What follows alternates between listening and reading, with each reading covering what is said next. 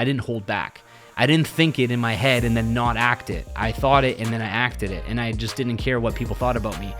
And some people liked it, some people talk shit. It doesn't matter, because look at where I'm at now. Literally number one in the company, made all my goals and dreams come true, and helped, tens of thousands of people all over the world. So it's like, looking back is like, damn, Balazs, you had no fear or judgment that you were trying to avoid. And that's what I recommend for you and everybody else listening, is like, really lean into it, man. Like, really attack.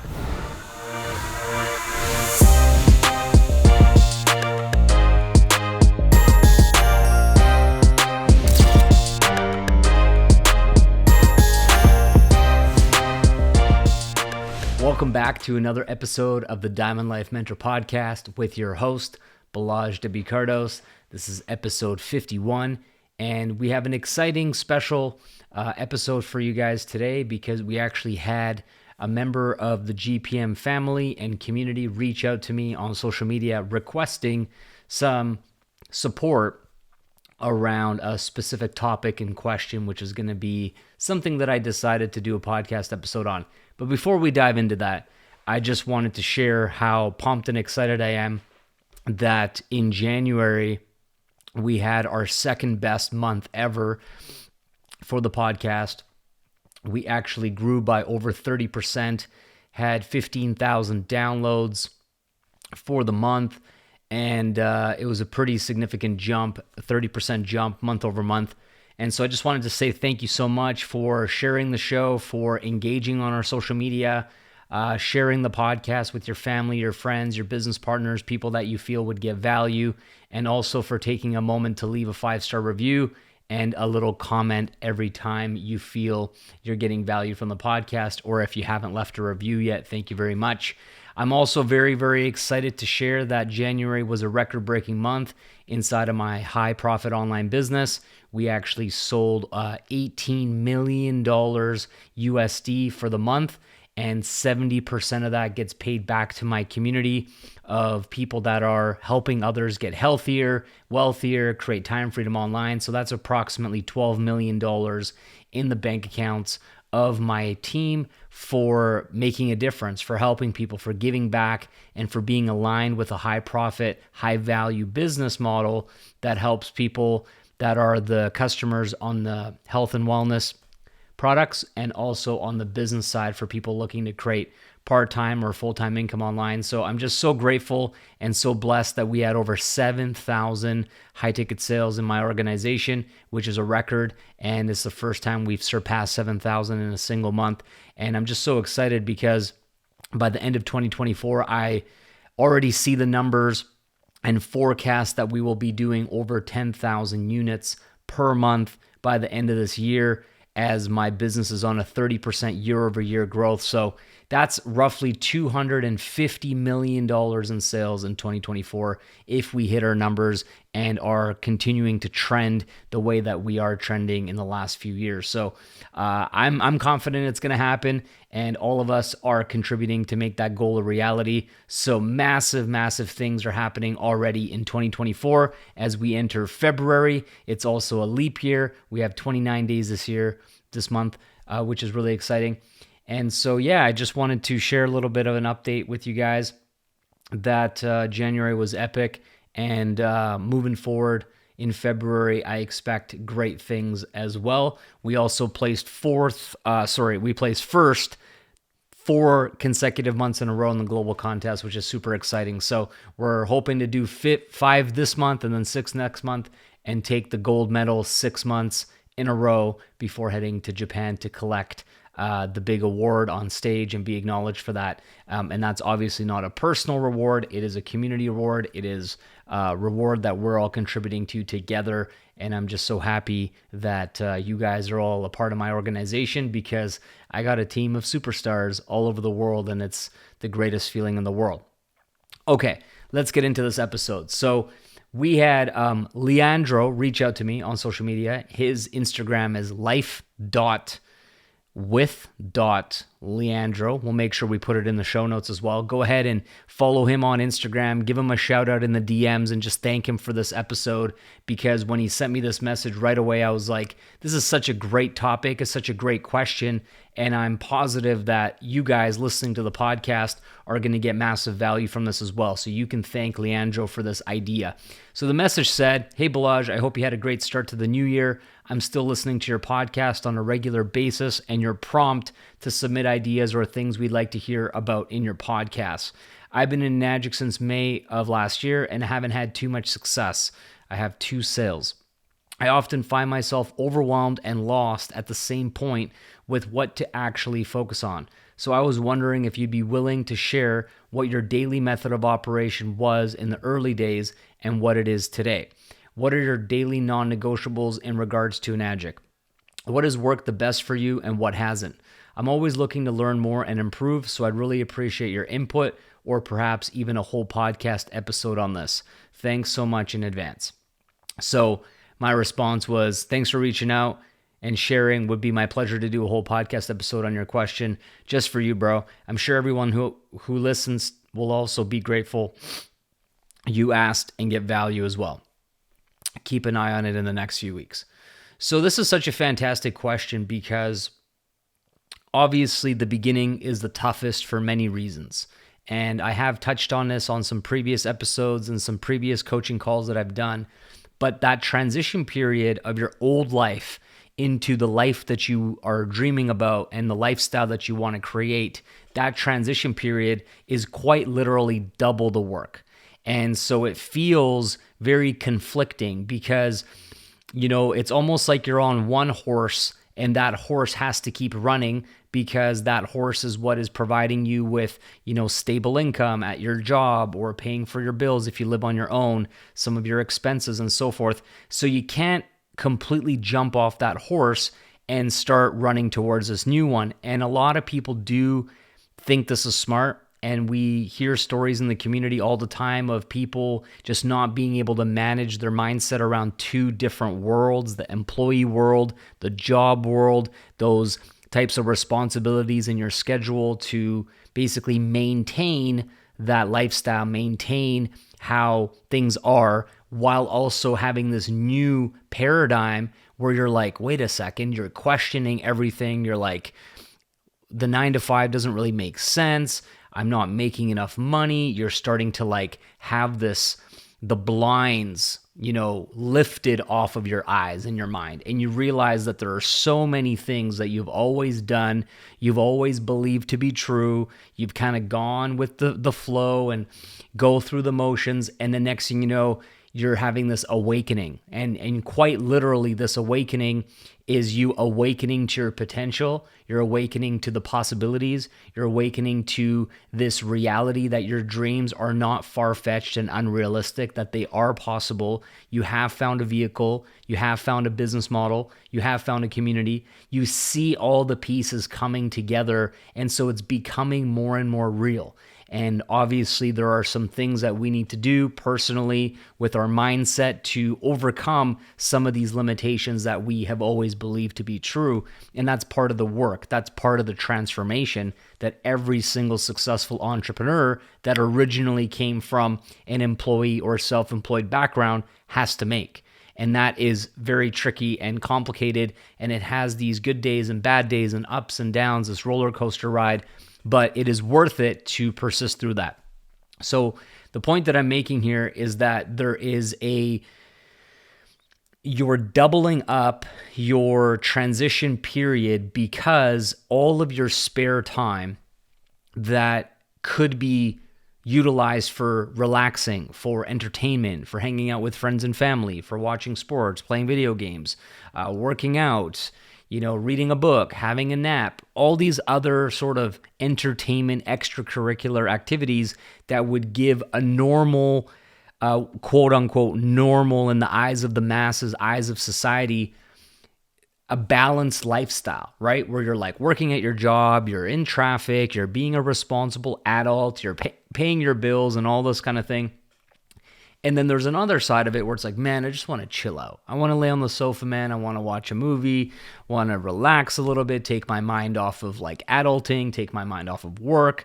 And the thing is that during this transition period, there is still the same amount of time in a day, right? You still only have 168 hours in a day and in a week, and 24 hours in a day. So that means that something's got to go. The sacrifices have to be made. And a few episodes ago, I talked about, what it's going to take for you to go full-time in your business in 2024. And so this is very much on that similar topic, but slightly different when it comes to my specific daily method of operation and how I approach things in that first year of my business when I got started. So to give some context, there is some important stuff that I want to share that I feel has been so different now in 2024 versus 2013 when I had my first year in this business. So there is this allure of being a digital nomad, right? Living in a tropical destination, even when your business is still just getting off the ground. And so there's a lot of people that are posing or pretending to be more free, more successful, further along in their business than they actually are. And this is going to actually mess with you.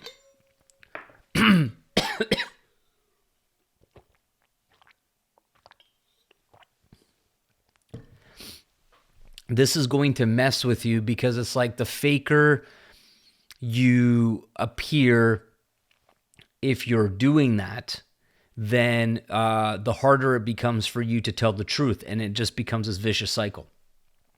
So I think for young people, right, the younger you are, the better in terms of what I'm about to say, is getting a job, not looking at a job like it's a bad thing, because a job has a really important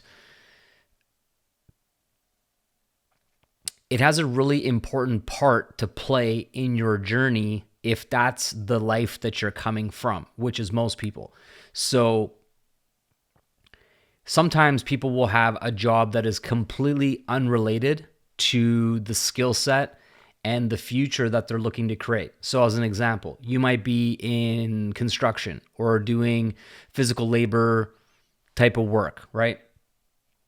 There's very little transferable skills from that world into social media marketing, sales in general, leadership, etc. Content creation, ads. It's just such another world. There's such a big gap between the two. And so what happens is that you are spending the majority of your time, majority of your day, actually apart from the direction that you want to be going. So every morning you wake up and you go left. And then when you get home, you need to switch gears and start going right. And that transition from going left to right takes so much energy. Your mind, what you're thinking about, everything has to shift. And so if you have limited amount of time to actually work on your business, then that's going to hinder you a lot. It's not going to be something where you can't be successful necessarily, but it's going to hinder you because of the friction of going in opposite directions. In my particular case, I was selling door to door for a telecom company selling internet and TV services and canvassing neighborhoods and door knocking. So I was already in sales. I was already in a leadership position. I was already doing daily meetings and presentations, which is a form of public speaking and articulating training and being able to explain different sales concepts, psychology, motivation, getting my team fired up every single day for 30 to 60 minutes, Monday through Saturday, 6 days a week. So that is very transferable skill, right? So even though I was selling a different product and service, the actions, the mindset, the motivation, all those elements were actually almost the same. Make sense? So I spent my entire energy on the same wavelength and the same frequency, which is massively huge when it comes to adding a side hustle, adding a business where you're in that first year, you're not necessarily full-time, but you're looking to basically escape that current career that you're on.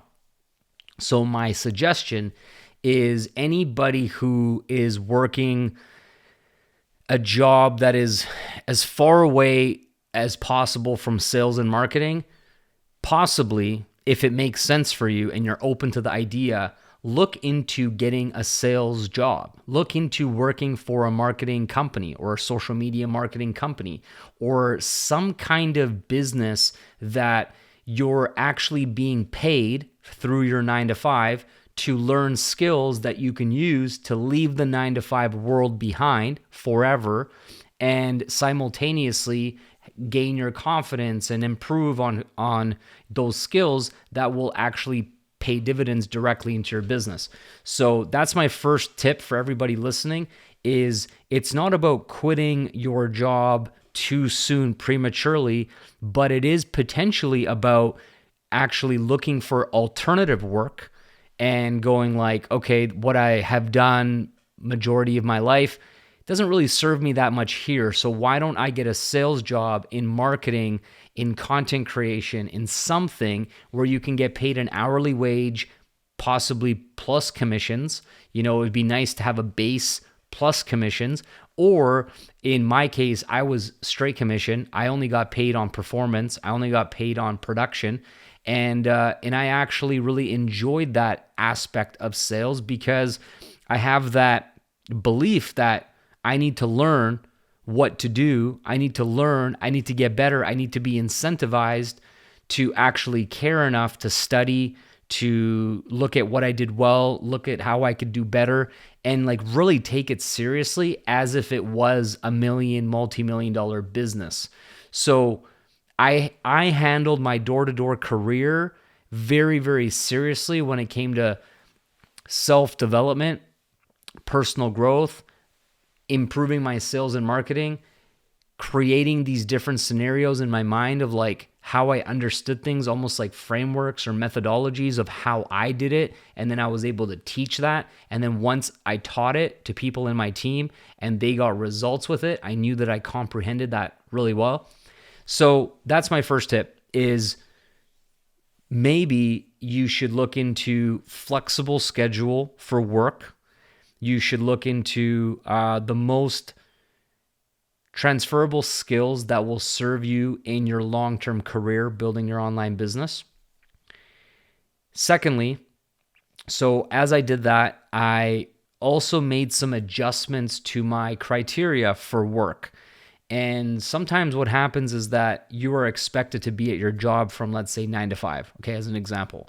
But what the boss or the manager truly cares about isn't that you're there from 9 to 5. It's that certain tasks and certain things are completed efficiently and well, and they care more about that than they care about the time that you're there. So I actually had a conversation with my boss at the time, and I basically said to him, I said, look, is it possible for me to leave the office a few hours earlier every single day as long as I'm hitting the quotas that I need to be hitting? And for me at this point, the 2 quotas that I was really tracking from a key performance indicator KPI, I was tracking how many interviews I was doing to hire people onto my door-to-door sales team, how many of those people were actually getting started and going through the process of onboarding and getting started to learn how to sell door-to-door, and then what was the production of my sales team in the field. Those are the 2 main numbers, is like how many deals we get today, how many deals did we get for the week, what is our cancellation percentage, and then also how much am I growing the team or possibly replacing people that are giving up and quitting, which was a big issue. And my boss was like, yeah, it's fine. As long as your recruiting stays high, you're getting new people onboarded and launched regularly, and your sales are maintaining or growing in the field, then I don't have a problem with you leaving early. I was working semi-remotely from home. Like I would post some Craigslist ads looking for new people to work. People that were looking for work, I would post ads and then book them to come in for an interview from home on my laptop and stuff. So I just simply asked for a better schedule and made sure that it was fine as long as I got my job done well. I was able to work less hours. This actually gave me more time to work on my business, okay? So that's the next thing. Then when I got home, so I worked about 8 o'clock till about 2 p.m. after I made those adjustments and I could leave the office earlier than 5 like before. And so when I got home, my daily method of operation in the beginning is I just prioritize conversations with people. So that's basically saying lead generation or creating opportunities for sales to happen. So all I did is I was primarily focused on a few things. Is conversations with people. I didn't have Facebook ads at this point. I didn't have a lot of powerful training like systems, platforms, communities, things like this. It was grassroots. It was the very beginning. I had a few videos on YouTube of what people did to present the product, like live demos and stuff.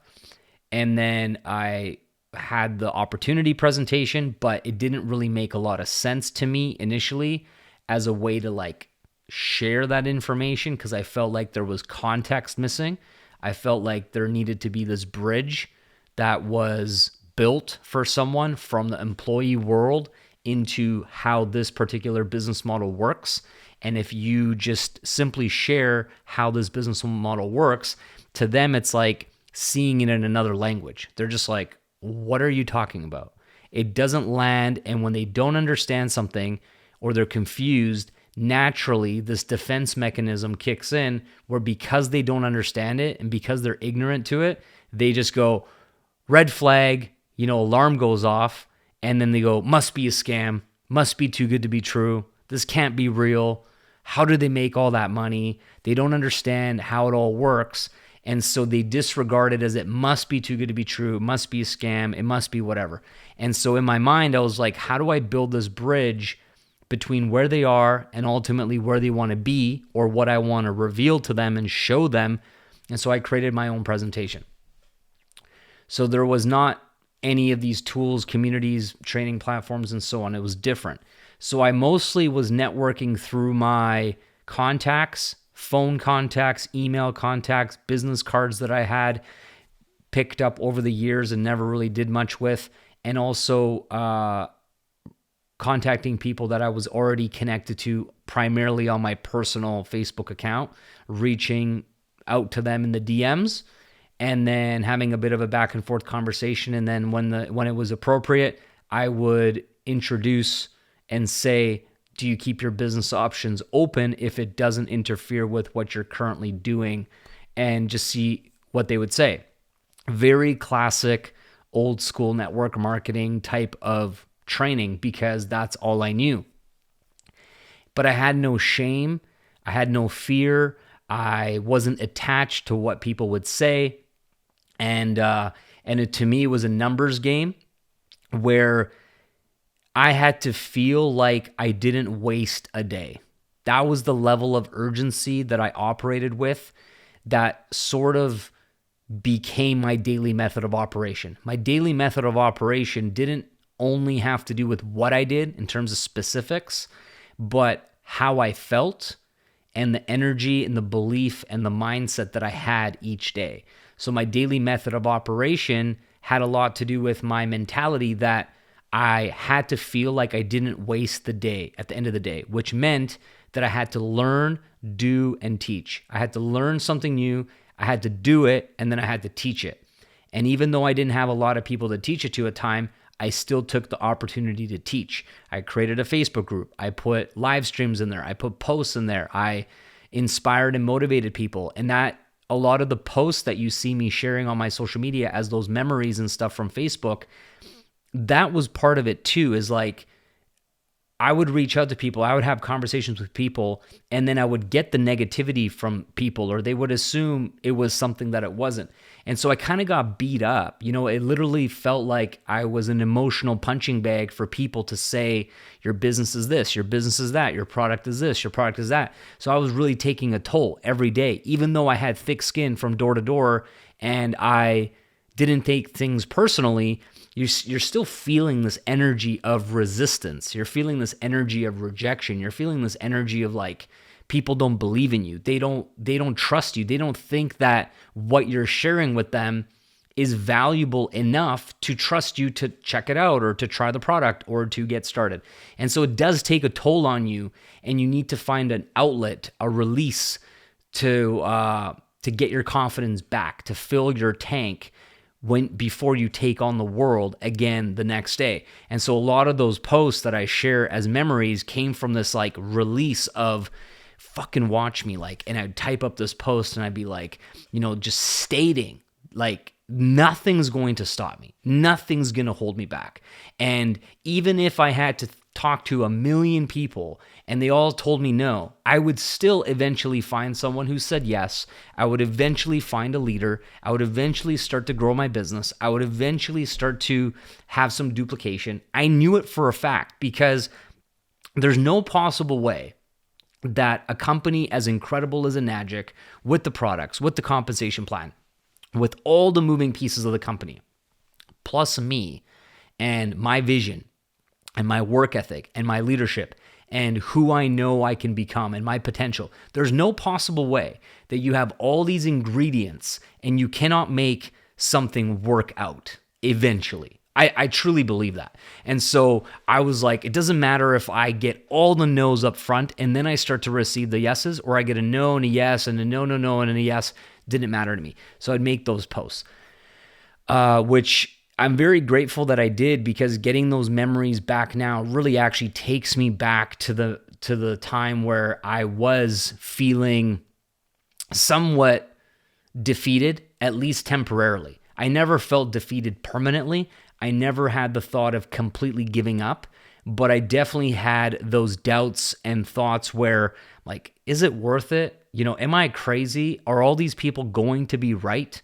Will there be one of those days eventually where I throw in the towel and then everybody comes out of the woodworks and they're like, I told you so, man. It's just one of those things and nobody makes it in those things and whatever.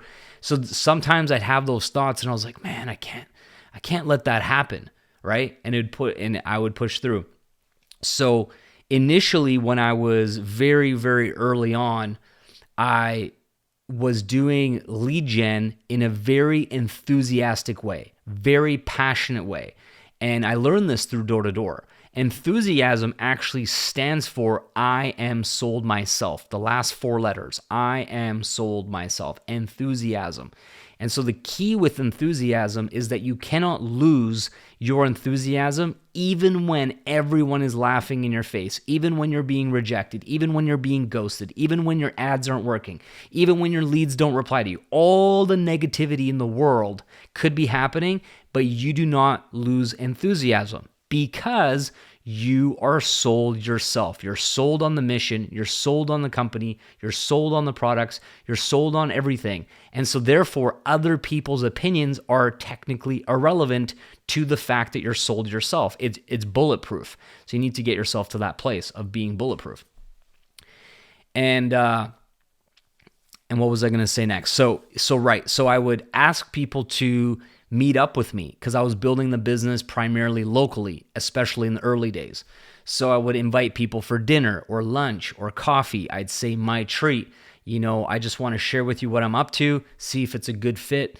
I would love to treat you to lunch, treat you to dinner. And depending on the type of client that it was or the potential lead that it was, I would be willing to take them out to like a steak dinner and have a couple cocktails and buy a bottle of wine, because I wanted to incentivize them to come out, but I also wanted to be respectful of their time. So I'm like, at the very least, I will compensate for your time with a really nice quality meal, right? And then if somebody was really busy, they had a lot going on, then it might be just a quick coffee at a coffee shop or something like that. But I did a lot of face-to-face meetings. I would tell them my vision. I would share my story. I would tell them how the product had impacted and changed my life. And at this point, I had already had the product for 5 years. So I had a really, really powerful testimonial.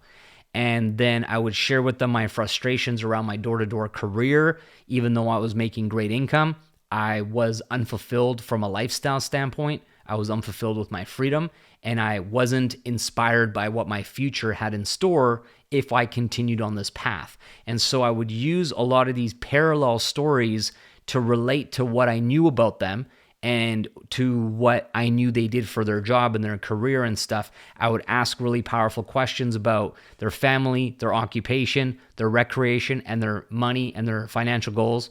And that would build a lot of rapport, build a lot of trust. And after we had that conversation, then I would ask them, hey, would you take a look at how this compensation plan works? And I can break it down for you real fast. And I just took out a piece of paper and I would draw the compensation plan. And I would always start with the cash flow quadrant. So that was my initial daily method of operation, is conversations in the DMs, reaching out to people, connecting with people, catching up with people, and then basically leading through that conversation. It wasn't right away. It wasn't like a DM, hey, check out my business. It was, hey, how are you? What's new with you? How are things? How's your family? How's your kids? How's your, whatever we had in common based on like the last interaction we had, which could have been a little while ago or years ago. And I would kind of get that flowing for a little while. And if it felt good, like they were giving me their energy and replying and stuff, then I would say, hey, by the way, I'm just curious if you're keeping your business options open, if it wouldn't interfere with anything you're currently doing, would you be willing to meet me for coffee or lunch or dinner to talk about it? Because you are somebody that I see as being a powerful person that could really leverage this.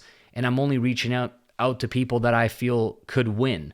I'm not reaching out to people that I think would fail or like they're a loser or something like this, right? So I really tried to position it of like, I see something within you that I feel would be a good fit here. Now you let me know if you see the same thing, like, because I might be missing something. But from my perspective, this opportunity and what I know about you and our relationship in the past, I think it's a great fit. So let's explore this. Let's go have a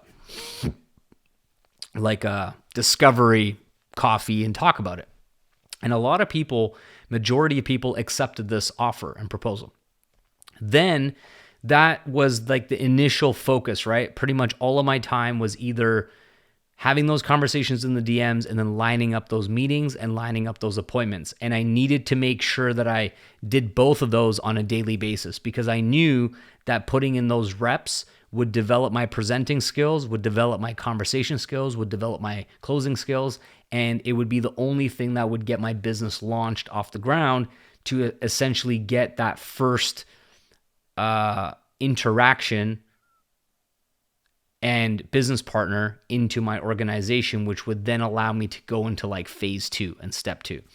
So as the first handful of people got started, the next really important piece here is, I always talk about this inside of my Diamond Life Mentorship, but the only thing that I feel a lot of people are missing in the early days of their business is somebody who's in their organization, so technically in their downline, but you're acting more like partners, okay? So accountability partners, talking every day, working together, edifying each other, assisting each other to get sales, and like really working like a partnership as a team.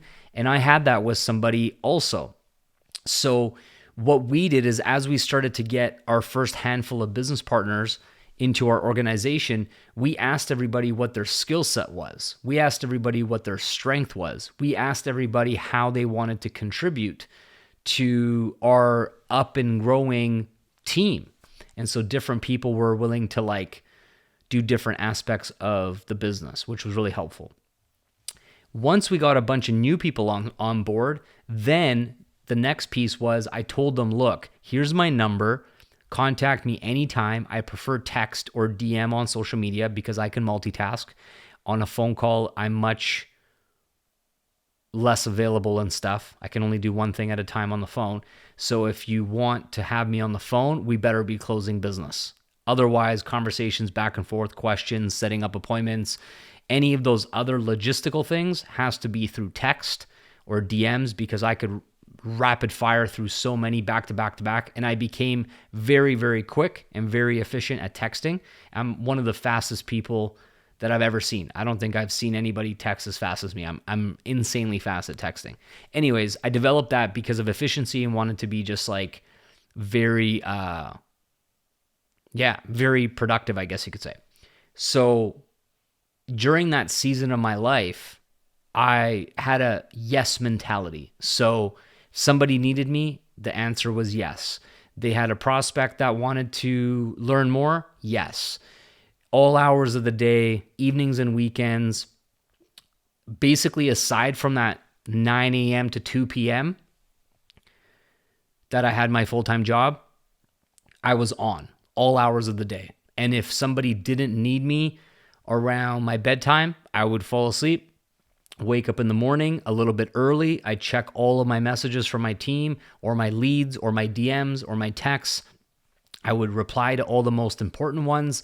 I would set up appointments as quickly as I could. So sometimes I would go to bed and I wouldn't have any appointments set up for the following day yet, for whatever reason. I'd wake up in the morning and I would literally go through and I'd be looking for someone who would be available to see me and talk to me that day. And I'd get back to them right away. I'd be like, can you see me at 2:30? And I'd get off work at 2, right? They're like, all right. And then I'd try to pick a location that was within 30 minutes of my job to go for coffee or lunch or whatever. So I was trying to have back-to-back meetings, back-to-back calls, back-to-back opportunities to create the possibility of having someone getting started in my business. And then as people got started, I would give them that same level of support. So it didn't take very long until between my efforts and my team efforts, my calendar was fully booked of income producing activities that were presenting 2-on-1s, 3-on-1s, coffee meetings. I would do weekly presentations at my house at this point because people wanted to just like invite their guests, and then I would do the talking, I would do the presenting in my living room. I had an area downstairs in my building where we did a weekly presentation. Then it switched to 2 presentations a week, a weeknight and a weekend. I didn't even use anything online at this point, so I wasn't doing Zoom calls, I wasn't doing webinars, I wasn't doing none of that stuff at this point. And then once my team got to about 40, 50 sales, I was a 4A, 5A, then I ran into so many problems because my offer as a leader stayed the same, but my availability was, it wasn't working anymore, right? Because I had so many people who wanted me. They were all messaging me, all texting me, all needing my help. And I became super overwhelmed. I was like, oh man, I just can't keep up. Like my phone had like, I don't know, like tens, like 50, 100 messages I couldn't catch up. My DMs were full. I was being overwhelmed. I didn't have an assistant and I was trying to manage everything by myself. And that's when I shifted and had a new idea where I was like, look, I'm going to help you get to 4A, okay? So I'm going to teach you what I know. You need to listen. You need to pay attention. You need to watch how I talk, the questions I ask, how I do the presentation, how I draw the cash flow quadrant, how I do the compensation plan. You need to learn all this. And you have from the day you get started until you hit 4A to figure it out, because afterwards, I'm moving on to the next person and helping them. And so if you're slow or you're just assuming that I'll build your business for you forever, you're shit out of luck. And so people really took it seriously. They learned. And then I started to get some leverage and some duplication when I hit 6A2. So I didn't even have very much independent leadership that was doing it without me until 6A2. Then I started getting checks and stuff where I'm like, who's that? And I didn't recognize the person who bought a product. I was like, oh, don't know who that is. And I'd get a check. I'd be like, wow, this is amazing. So it was like a year and a half, a very focused dedication. And I told my girlfriend at the time, who's now my wife, Margaret, I was like, listen, I know that this is going to be annoying and there are going to be lots of things that like you won't like because I'll be supporting somebody in another time zone, or it's going to be date night, or we're supposed to be watching a show or a movie or relaxing or something like that. But when my phone rings or vibrates and someone needs me, I'm going to answer because I haven't earned the right. I haven't earned the freedom yet. And so in order for me to have those stronger boundaries, I need to be a yes man for this season of life. She understood, she got it, and never complained about it after we had the conversation. And I was just go, go, go, go, go, go, go. And then it finally paid off a year and a half in. So basically, to answer your question, the things to focus on are always the next obvious step. So when you're starting in your business right now and you say that you have 2 sales and you've been doing it since May, that's perfectly okay. But you have to recognize why. What have you been trying to do to create opportunities? Has it been very passive, like you post content on your social media and then wait for people to just be interested? Has it been more of an attack? Have you been reaching out? Have you been creating opportunities? Have you been building relationships? Have you been inviting people to take a look? Have you been trying to create questions that make them realize, hey, maybe I should look at some different things for my life, for my income, for my lifestyle?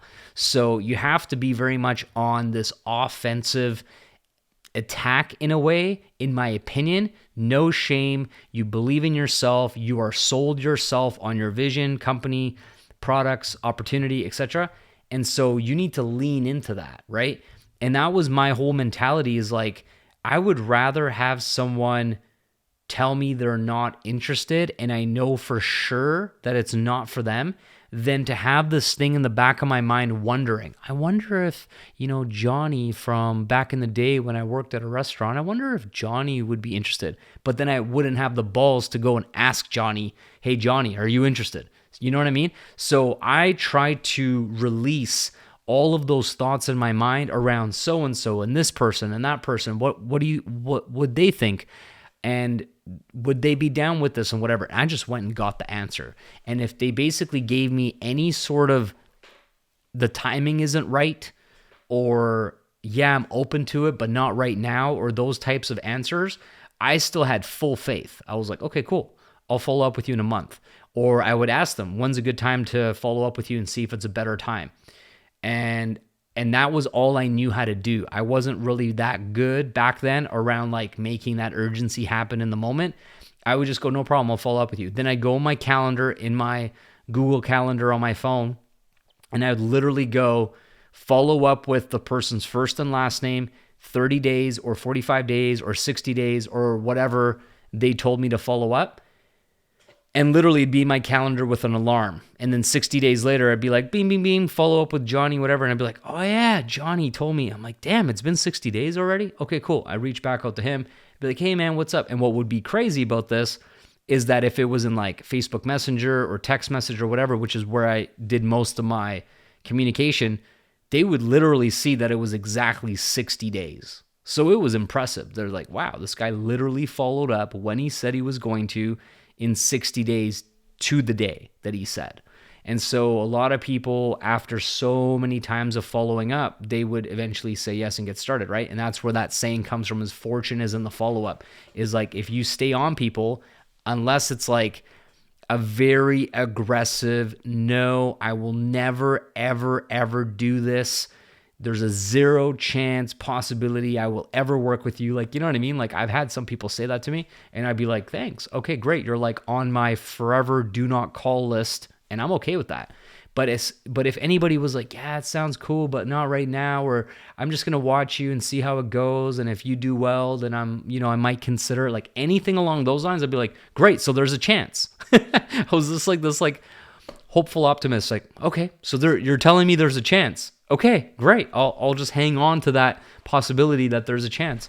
And often, like, it worked out, and those people would get started with me down the track, and I was always laughing. I'm like, wow, I actually believed that you would start one day, and you did. And it's a skill in this industry to have that optimistic outlook on the future, right? So yeah, man, I was a lead generating conversation machine. I would constantly be refining my presentation. I would be asking for feedback from anybody who didn't buy or did buy. I would ask them what they like best about it. I would ask them why it's not right for them. I would ask them what they don't like about it, because I was just so genuinely curious and interested at becoming a professional that I wanted to know everything. So I was that annoying person that would ask you all these different questions even after you said you don't want to get started. You know what I mean? But I learned so much from that feedback that I got better and better and better and better. And then I became someone who shifted from like 100% of direct sales focus to eventually about 20% direct sales focus and 80% focus on my business, because so many people needed me. And then I went through a season of duplication where I would do my very best to apprentice other people underneath me. So I'd spend a lot of time with them. I'd speak on text message, direct message, on the phone with them a lot. I would teach them the edification triangle, which was basically, in a really quick explanation, is they edify me to their prospect because the relationship is there between the two of those people. And so the trust is there between them, but the lack of respect around the opportunity in the business is missing. So by edifying me as the guy who is successful in the business, speaking highly of me, kind of sharing my accolades or how much money I was making or how many people I've helped or those kinds of like significant numbers and stuff to prove that it works, that would be the process that we would use to line up the phone calls to get people on the phone.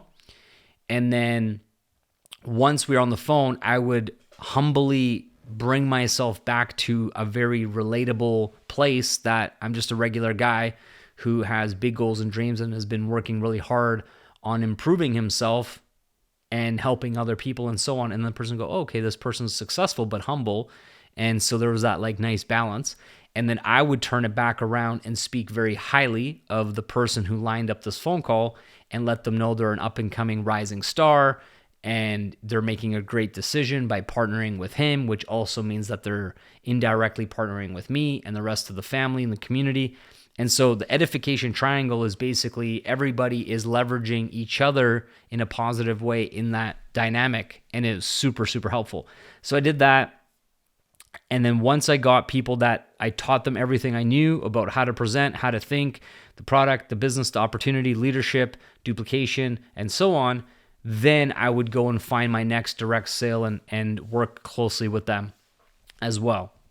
And so over the course of my first 2.5 years, this was my daily method of operation. It was make sure that I didn't sit around and wait for opportunities to come to me. Make sure that I created opportunities by doing reach out, DMs, phone calls, commenting on people's social media posts publicly. Like sometimes people would post things where they were unhappy with their job or they were sharing that they had overtime and they were working crazy hours and stuff. And I would comment and be like, there's a better way. Let me show you. Let's get together for coffee and let me break it down. Like I was very unapologetic about what I believed to be the answer to people's problems. I didn't hold back. I didn't think it in my head and then not act it. I thought it and then I acted it. And I just didn't care what people thought about me. And some people liked it. Some people talk shit. It doesn't matter because look at where I'm at now. Literally number one in the company, made all my goals and dreams come true and helped, tens of thousands of people all over the world. So it's like looking back is like, damn, Balazs, you had no fear or judgment that you were trying to avoid. And that's what I recommend for you, Leandro, and everybody else listening is like really lean into it, man. Like really attack, because that sense of when you are that convinced and convicted and certain and believe and passionate that you have this like, I don't even know what you'd call it. It's like a infectious energy about it. You're just like, damn, this person really believes in this. They're really passionate about this. They genuinely believe what they're doing. It often is enough for people to at least take a look with an open mind. And I would say that to people all the time. I said, listen, watch this 30-minute video or watch this hour-long video or come with me to have lunch or have a coffee. Let me show you the plan. Let me show you the vision. And if it's not for you, fine. No worries. No hard feelings. Like we'll just move on. But at least take a look, man. This is life-changing stuff. Like I have never believed in something as much as I believe in this. And they would just listen to me and go, all right, man, fine. And often that was enough, right? So like, don't hold back on how much you believe in what you're doing, because if you actually think about someone's day-to-day life, like your prospects' day-to-day life, everybody tries to act and pretend like they have so many people that want, or they're so busy, or they have so many leads like reaching out to them or whatever. They try to act like that, but the reality is it's a lot less, and it's rare for someone to hit you up with that much belief and conviction. So be that person. Be that like person in the DMs, or be that person with your ads, or be that person in your social media content where they're genuinely like, whoa, this person really, really believes in what they're doing. So that was me. I would constantly talk about my vision, my dreams, where I'm going, what I'm building, what I'm creating. I would basically say, join me or watch me make it happen. That was like an energy that I was embodying. And yeah, man. And some people were like, okay, I'm coming. And other people would be like, he's not going to do shit. And then now some of them might still be watching. I'm not sure. But if they are, they're like, respect. He actually did what he said he was going to do. And then presenting, offering resources, being available, having a wide open calendar, super accessible to anybody who needed me and my support, working with all of their prospects, Edification Triangle. That was pretty much my DMO until it kind of broke. It was no longer working, and I created myself a business and scenario that wasn't sustainable. It wasn't scalable. It wasn't giving me any joy. Also, I was like, man, this is just too much. It's weighing me down. All these people expect me to carry them to the top. And I wish I could, but that's just not how it works, and I can't. So I made some adjustments, created that apprenticeship model from 1A to 4A. And this is all pre-social media, pre-internet, pre-whatever. So I'm sharing this with you guys because I'm not necessarily saying to do what I did. Okay, I want to make that clear. I'm not saying what I did is the only way to be successful, because in my community, there's people that have made more success than I have in their first 2-3 years doing things completely differently. And so there's many different ways that you can build a business. What I want you to hopefully take away from this episode is not the specific income producing activities that I did back then, but the mentality, the relentless, obsessed, do or die type of mentality. Like, it was literally like that. Okay. I was a machine. I was unstoppable. Every single day that passed, I believed in myself more. I believed in what I was doing more. I got more solutions to my problems. I solved and figured things out. I got creative. I was always going back to the drawing board, being like, how can I present better? What's the feedback that I got from people? How can I reach out to my team and offer them more help, more support? It was just this offensive attack every single day until it became obvious that I didn't have to be like that anymore.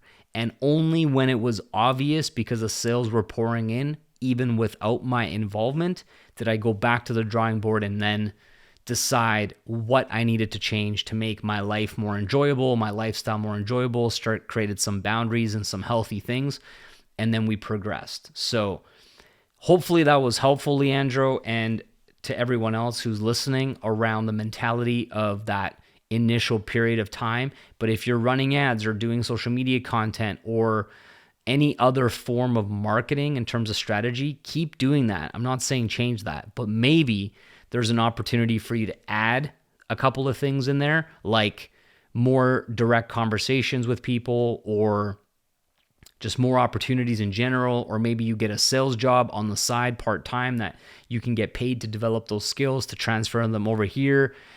Reimagine your whole entire life and all of your priorities and all of your focuses, and make sure that every single one of them is actually in alignment with where you want to go, not pulling you in another direction. So there's conflict of interest and like it's confusing, you have to switch gears, and it's just a lot of stuff, you know?